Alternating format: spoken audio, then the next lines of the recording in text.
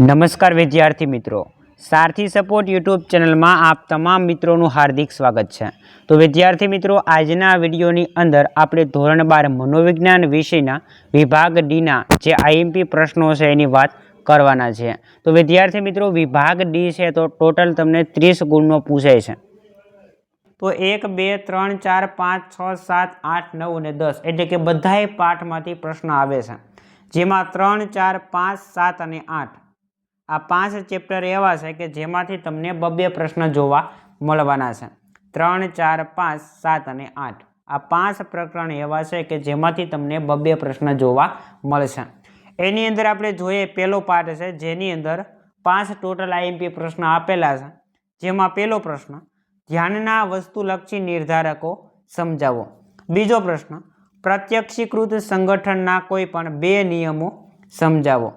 ત્યાર પછી વિદ્યાર્થી મિત્રો ત્રીજો પ્રશ્ન છે કે સંવેદનનો અર્થ આપી એની સમજૂતી આપો।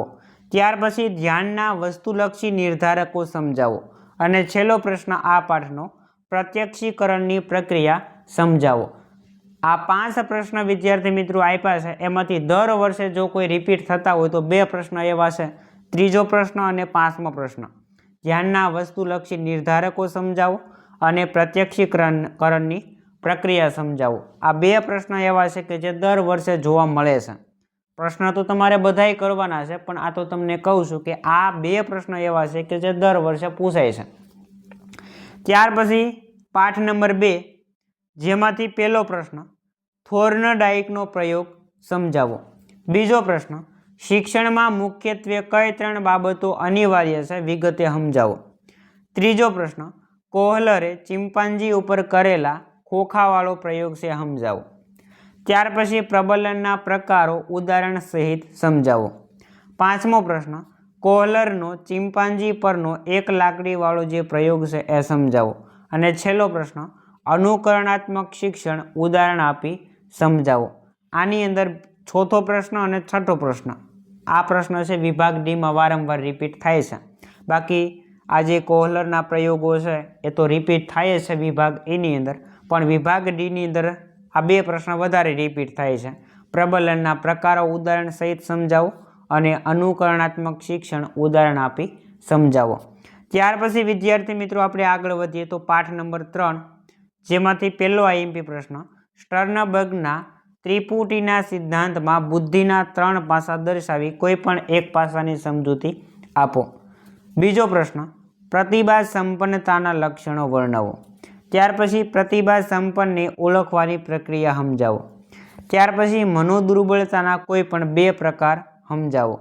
એના પછી ગાર્ડનરે દર્શાવેલ સાંગીતિક બુદ્ધિ અને નૈસર્ગિક બુદ્ધિની સ્પષ્ટતા કરો। અને છેલ્લો પ્રશ્ન બુદ્ધિ અંગેના સામાન્ય સંભવિતતાના આલેખની સમજૂતી આપો। વારંવાર આ પ્રશ્ન રિપીટ થાય છે। ઓકે, 4, 5 અને 6 આ 3 પ્રશ્ન વારંવાર રિપીટ થાય છે। એના પછી પ્રકરણ નંબર 4 આપણે જોઈએ, એમાં પહેલો પ્રશ્ન મનોવલણ જૂથવ્યાપી હોય છે સવિસ્તર સમજાવો। મનોવલણ જૂથવ્યાપી હોય છે સવિસ્તર સમજાવો, વારંવાર રિપીટ થાય છે। બીજો પ્રશ્ન સંચાર માધ્યમો અને કાયદા દ્વારા પૂર્વગ્રહો ઘટાડી શકાય છે ઉદાહરણ આપીને સમજાવો। ત્યાર પછી ત્રીજો પ્રશ્ન મનોવલણ જન્મજાત અને સંપાદિત છે સમજાવો। એના પછી પૂર્વગ્રહનું સ્વરૂપ પૂછ્યું છે, આ પણ વારંવાર રિપીટ થાય છે। ત્યાર પછી પૂર્વગ્રહ ઘટાડવામાં સંચાર માધ્યમનું મહત્વ સમજાવો, આ પણ પ્રશ્ન વારંવાર રિપીટ થતો જોવા મળે છે। અને છેલ્લો પ્રશ્ન કાયદા દ્વારા પૂર્વગ્રહો ઘટાડી શકાય છે ઉદાહરણ આપીને સમજાવો।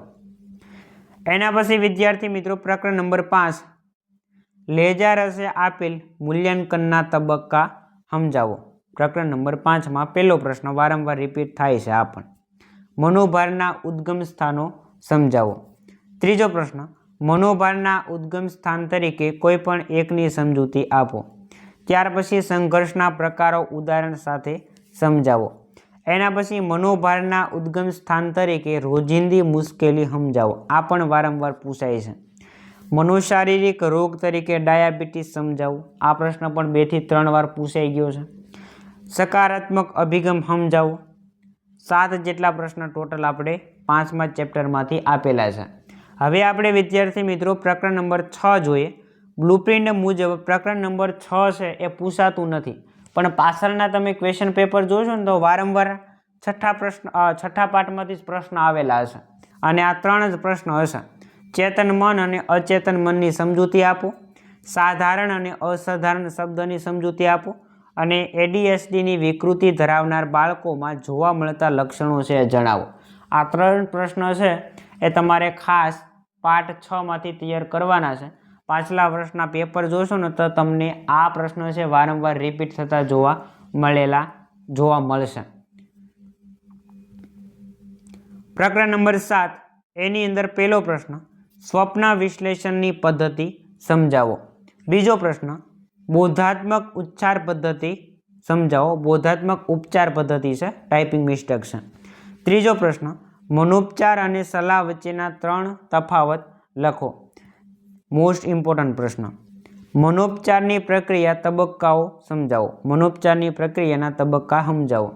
એના પછી બોધાત્મક ઉપચાર પદ્ધતિ સમજાવો. ત્યાર પછી યોગના 8 અંગોના નામ આપી અને નિયમ વિશે સમજૂતી આપવાની છે. સલાહનો અર્થ સ્પષ્ટ કરો. આટલા પ્રશ્ન તમને 7મા ચેપ્ટરમાંથી IMP આપેલા છે.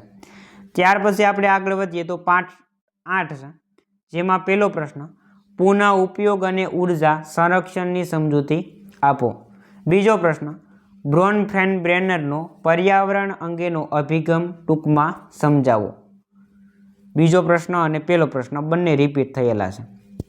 પર્યાવરણ અને વર્તનના મુખ્ય 5 ઘટકો વર્ણવો.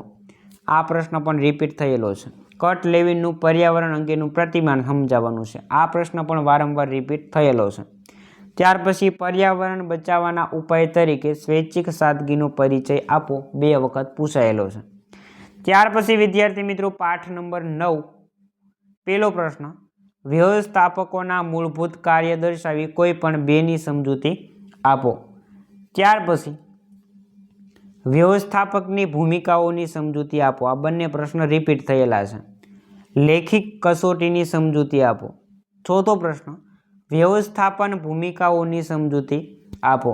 ત્યાર પછી સંસ્થાના લક્ષણો પૂછેલા છે, અને છેલ્લે કેન્દ્રીકરણ કોને કહેવાય એ વિગતે સમજાવવાનું છે.